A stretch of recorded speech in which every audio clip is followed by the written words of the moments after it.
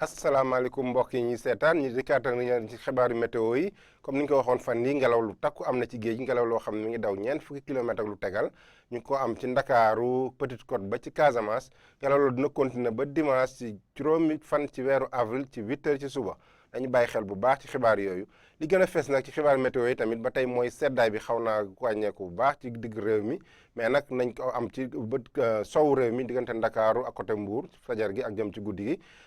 tàngaay bi nag fees na bu baax ci digg réew mi parce que lu ci bëri nañ am ñeent fukki degré lu tegal ba tax na bu ñu xoolee nataalu niir yi ci Afrique sowu jant dañu am ay niir yoo xam ne nañ ko am par benn ci Sénégal gi surtout ci sowu réew mi digg réew mi nañ fi amee niir mais niir yi du yàgg bu baax lu ci bët day wàll jëm ci penku bi ba tax na seddaay bi ni muy tëddee tey ci guddi jëm ci fajar seddaay bi fu muy gën a fësee mooy Ndar mu am fukki degré ak juróom-ñeent Ndakaaru am ñaar fukki degré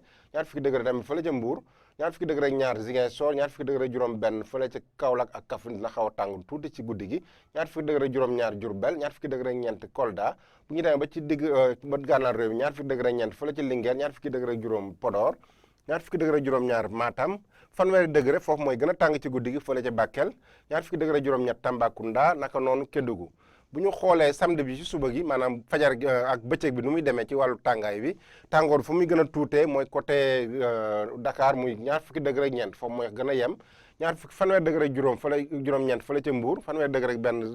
Ndar fanweer degré ak juróom-ñett Louga ñeent fukki degré ak ñaar fële ca Kaolack naka noonu Ziguinchor am ñeent fukki degré ak ñeent fukki degré ak ñeent nañ ko am ci gox xam ne ba lu mel ni Kaffrine Kolda ñeent fukki degré ak ñett Diourbel ñeent fukki degré benn Linguère fanweer degré juróom-ñeent fële ca Podor ñeent fukki degré ñeent Matam mais fa muy gën a tàng mooy Bakel am ñeent fukki degré juróom ñeent fukki degré ñaar Tambacounda naka noonu Kédougou donc bu ñu ko xoolee li yëngu-yëngu yi nga xam ne am nañ ko ci géej mu ngelaw lu takku mi ngi fi ba tey dina continuer ba dimanche ci suba ci 8h donc nañ ci bàyyi xel ci yéen ñi nga xam ne da ngeen dem géej mbokk yi ñi ngeen di fàttali bu baax ngeen di raxas di sellal seen loxo bu baax di